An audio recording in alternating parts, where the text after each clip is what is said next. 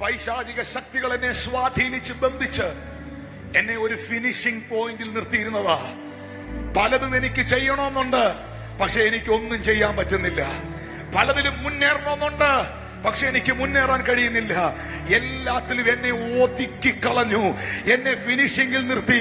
ഞാൻ അങ്ങ് തനിച്ചായി പോയി. കല്ലറയിൽ എല്ലാവരും തനിച്ചല്ലേ, ഞാൻ അങ്ങ് തനിച്ചായി പോയി എന്ന് ചിന്തിച്ച സാഹചര്യം നിനക്കുണ്ടോ?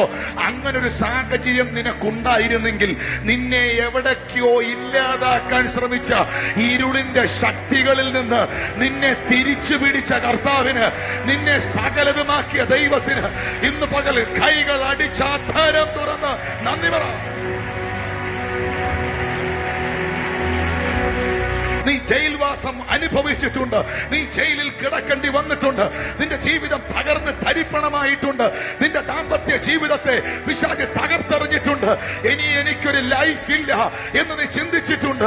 അങ്ങൊറ്റയ്ക്ക് കല്ലറയ്ക്കലായി പോയതുപോലെ ദാവീദ് പറഞ്ഞതുപോലെ പ്രാവുകൾക്കുള്ളതുപോലെ ചിറകുണ്ടായിരുന്നെങ്കിൽ എവിടെയും ഞാൻ അങ്ങ് പറന്നു പോയേനെ എന്ന് ചിന്തിച്ച സാഹചര്യം നിനക്കുണ്ടായിട്ടുണ്ട്.